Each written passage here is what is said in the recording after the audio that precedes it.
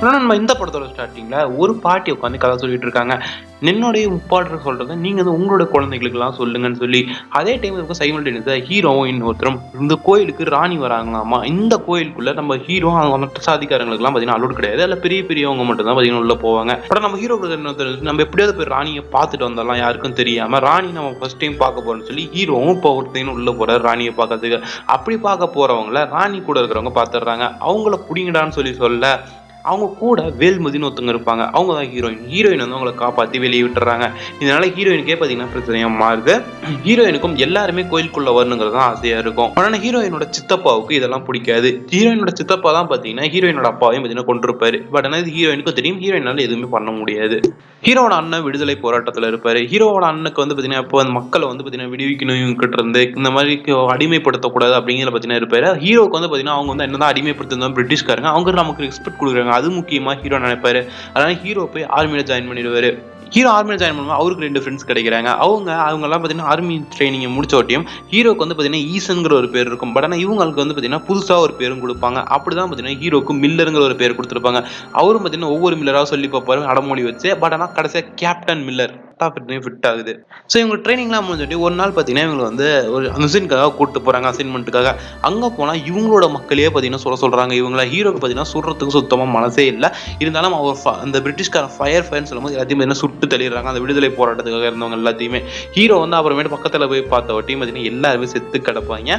அவங்க எல்லாத்தையும் தூக்கி போட்டு பர்ன் பண்ணுங்கன்னு பார்த்தீங்கன்னா சொல்லிட்டு இருக்காரு. கூட பார்த்தீங்கன்னா ஒருத்தர் இருப்பாரு. இந்த ஒரு குற்ற உணர்ச்சி தாங்க முடியும் அவரும் சூசைட் பண்ணிக்கிறாரு. அவரையும் தூக்கி அந்த வந்து நெருப்புலேயே போட்டு வரீங்க இதெல்லாம் வேஸ்ட் அப்படிங்கிற மாதிரி சொல்லிடுறாங்க. உடனே நம்ம ஹீரோ கத்தி எடுத்துட்டு போய் பிரிட்டிஷ் ஆஃபீஸரோட கழுத்துல பார்த்தீங்கன்னா இறக்கிறாரு. ஹீரோ தற்கொலை பண்ணிக்கலான்னு போகும்போது கூட இருந்த ஃப்ரெண்டு அவனை தடுத்து நீங்க இருந்து போயிரு ஈசா, நீ இங்க இருந்தா உன்னை கொன்றுவாங்க, நீயாச்சும் தப்பிச்சு போ அப்படிங்கிற மாதிரி பார்த்தீங்கன்னா அவரு வந்து அனுப்பிடுறாரு. அதுக்கப்புறம் பார்த்தீங்கன்னா நம்ம ஹீரோ என்ன பண்றதுன்னு தெரியாம அவரோட ஊருக்கே திருப்பிடுறாரு. இங்க வந்தா அந்த ஊர் மக்கள்லாம் அவங்களோட அண்ணனையே நீ கொன்னுட்ட, விடுதலை போராட்டத்தில் நீ சுட்டதெல்லாம் அவங்க அண்ணனும் பார்த்தீங்கன்னா ஒருத்தர் இருந்திருக்கான், நீ அவரே சுட்டதுனால உனக்கு இதுக்கு மேல இந்த ஒரு ஊர்ல இடமே இல்லை, நீங்க வந்து போய் எங்கேயோ செத்து போங்கிற மாதிரி ஹீரோ சொல்லிடுறாங்க. ஹீரோ பார்த்தீங்கன்னா அங்க வந்து வெளியே வந்து நடப்போனமா பார்த்தீங்கன்னா ஒவ்வொரு ஊரா தெரிஞ்சுட்டு இருக்காரு. அப்பதான் பார்த்தீங்கன்னா கண்ணையாங்கிற ஒரு கேங் வந்து பார்த்தீங்கன்னா ஒரு இடத்துல பார்த்தீங்கன்னா சூரிய ஆடிட்டு இருப்பாங்க.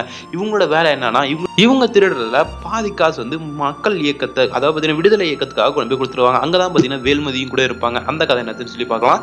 ஒரு டைம் இந்த கண்ணையாவோட கேங் வந்து 10 அடி தூரத்துல இருந்து பார்த்தீங்கன்னா சுட முடியாது. பட் நம்ம ஹீரோ ரொம்ப தூரத்துல இருந்து நெத்தி போட்டுல பார்த்தீங்கன்னா கரெக்டா சுடுவாரு. இப்படி சுட்டு அவங்களை காப்பதுனால கண்ணையும் பார்த்தீங்கன்னா அவங்களோட கேங்ல இவரையும் சேர்த்திக்கிறாரு. இப்போ மில்லரை பற்றி இவங்களோட கேங்ல இருக்காங்க. அப்படி ஒரு நாள் பார்த்தீங்கன்னா சூர்யாட போகும்போது ஹீரோக்கு வந்து பார்த்தீங்கன்னா ஒரு பைக் ஒன்று பிடிச்சிருக்கும். ஸோ அந்த பைக் மேலே ஏறி வைக்கும்போது பின்னாடி வந்து பார்த்தீங்கன்னா சுட்டுருவான். ஹீரோக்கு வந்து பார்த்தீங்கன்னா செமையாக காயப்பட்டுருது. இவங்களை தூக்கிட்டு இப்போ அந்த மக்கள் இயக்கத்தில் இருக்காங்களா விடுதலை மக்கள் இயக்கம் அங்கே பார்த்தீங்கன்னா போய் இவரை காப்பாற்றணும்னு போகிறாங்க. அங்கே வந்து ஒரு டாக்டர் இருப்பாங்க. அந்த டாக்டர் யாருன்னு பார்த்தா சாட்சாத் நம்ம வேல்மதியை தான். வேல்மதி தான் ஹீரோக்கு வைத்தியமும் பார்க்குறாங்க. ஹீரோ பார்த்தீங்கன்னா கண்ணை முடிச்சு பார்த்தோன்னே நீ வேல்மதி தான் சொல்லிட்டு வேல்மதிக்கும் ஹீரோவை காப்பாற்றனோட்டு தான் தெரியும். இவர் வந்து இதுக்கு முன்னாடி பிரிட்டிஷ் ட்ரூப்ல இருந்திருக்காரு. கிட்டத்தட்ட வேல்மதி ஒரு டைம் தப்பிச்சு போகிறதுக்காக ஹீரோ உதவி பண்ணியிருப்பாரு. அங்க வந்து வேல்மதியும் இன்னொருத்தர் லவ் பண்ணியிருப்பாங்க. அவரும் பார்த்தீங்கன்னா விடுதலை இயக்கத்தை சேர்ந்தவர் தான். அவரும் நம்ம ஹீரோ சுட்ட அந்த ஒரு இடத்துல தான் பார்த்தீங்கன்னா இருந்திருப்பாங்க. அவரையும் பார்த்தீங்கன்னா சேர்த்து தான் நம்ம ஹீரோ வந்து சுடும் போது செத்துருக்காரு அப்படிங்கிற மாதிரி சொல்றாங்க. இதை கேட்டோன்னே வேல்மதிக்கு என்னோட புருஷனை கொன்ன ஒருத்தனையா நான் காப்பாற்றணும்னு சொல்லி அவங்க கோவமும் படுறாங்க. பட் ஆனால் அவங்களால இப்போ வந்து ஹீரோவை கொல்ல முடியாது. அதனால ஹீரோ கிட்ட ஒன்று கேட்குறாங்க, நீ வந்து ரியாஸுங்கிற ஒருத்தனை கொல்லணும், நீ செஞ்ச பாவத்தை வந்து இது மூலியமா வச்சு கழுவு அப்படிங்கிற மாதிரி சொல்லிட்டு போயிடுறாங்க. ஹீரோயின் சொன்னதை கேட்டு ஹீரோவும் பார்த்தீங்கன்னா ரியாஸை கொல்றதுக்கு பார்க்குறாரு. அதே டைம் இந்த பக்கம் ஹீரோவோட ஊர்ல ஹீரோவோட மக்களுக்கே பார்த்தீங்கன்னா உள்ள வந்து போறதுக்கு அனுமதி இல்லை. பட் ஆனால் பிரிட்டிஷ் ஆஃபீஸ்ல இருந்து ஒருத்தன் வந்து உள்ள இருக்கிற அந்த பொக்கிஷத்தையே தூக்கிட்டு போயிடுவான். இந்த பிரிட்டிஷ் ஆஃபீஸை திருப்பி இந்த பொக்கிஷத்தை எடுத்துட்டு போறதுக்குள்ள நாம வந்து இந்த பொக்கிஷத்தை நம்ம திருப்பி கைப்பற்றி ஆகும்னு சொல்லி இப்போ வந்து பார்த்தீங்கன்னா மில்லர் கிட்ட போறாங்க. ஒருவனால மட்டும்தான் நமக்கு ஹெல்ப் பண்ண முடியும்னு சொல்லி மில்லர் கிட்ட போய் இந்த விஷயத்த சொல்றாங்க. மில்லர் வந்து பார்த்தீங்கன்னா ஃபர்ஸ்ட் ஒத்துக்கிறாரு.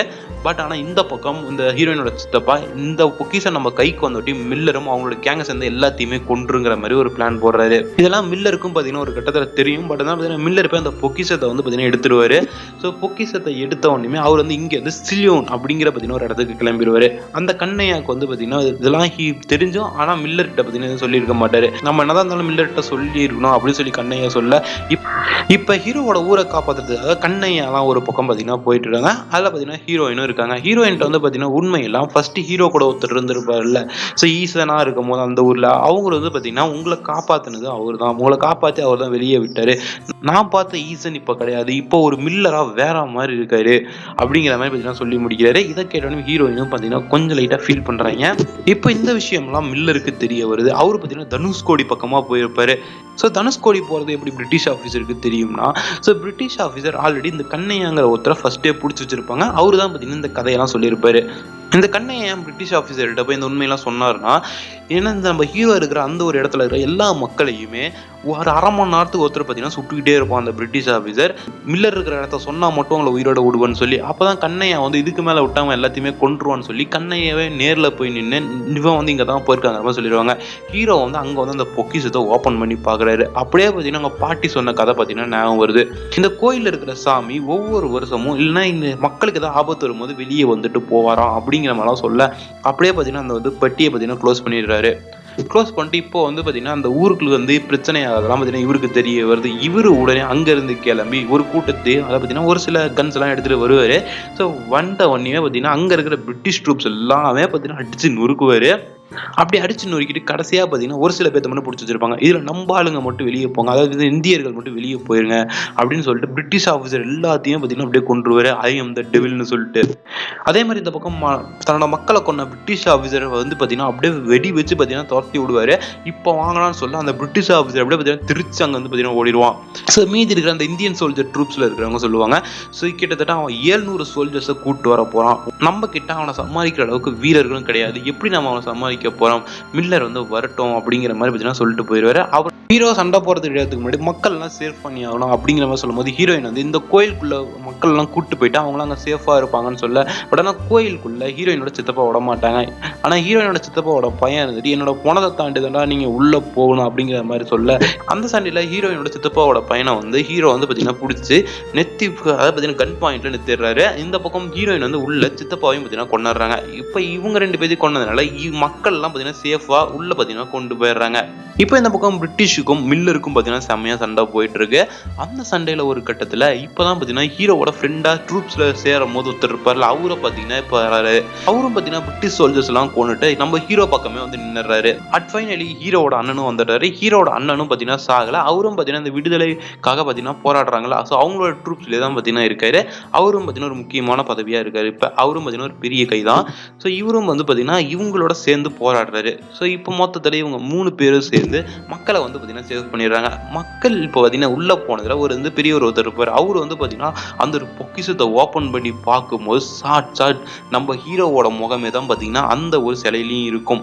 இந்த ஈசன் தான் நம்மளை காப்பாற்ற வந்தவன் சொல்லி அப்படியே பாத்தீங்கன்னா அந்த பெரிய ஒரு மேல தூக்கி அந்த சிலையை காமிக்க அப்படியே பாத்தீங்கன்னா எல்லாருமே நம்ம ஹீரோவை கையெடுத்து கும்பிடுவாங்க. இதோட பாத்தீங்கன்னா இந்த ஸ்டோரி இங்க முடிஞ்சு அப்படியே கட் பண்ணா இந்த பக்கம் ஹீரோயினோட சித்தப்பாவோட பொண்ணு இருப்பாங்களா, அவங்களுக்கு பாத்தீங்கன்னா செய்தி போகுது உன்னோட அப்பாவை கொண்டுட்டாங்கன்னு சொல்லி. இது வந்து சித்தப்பாவுக்கு இன்னொரு பொண்டாடி இருப்பாங்க, அவங்களுக்கு தெரியுமான்னு சொல்லி கேட்கும்போது அவங்களுக்கு செய்தி போயிருக்குன்னு சொல்ல இப்ப பாத்தீங்கன்னா அப்படியே பகையோட பாத்தீங்கன்னா ஒரு மியூசிக் ஆகுது. இதோட கேப்டன் மில்லர் 2க்கான ஒரு லீடை கொடுத்து படத்தை முடிச்சிடறாங்க நண்பா. ஸோ இந்த கேப்டன் மில்லர் ஸ்டோரி உங்களுக்கு எப்படின்னு சொல்லி கீழே கமெண்ட்ஸ்ல கமெண்ட் பண்ணுங்க. இதே மாதிரி நல்ல ஸ்டோரி உங்க அடுத்த சந்திக்கிறேன். நீங்க நம்ம சேனல் சப்ஸ்கிரைப் பண்ணா சப்ஸ்கிரைப் பண்ணி பக்கத்துல பெல் ஐகானை அழுத்தி வச்சிருங்க நண்பா.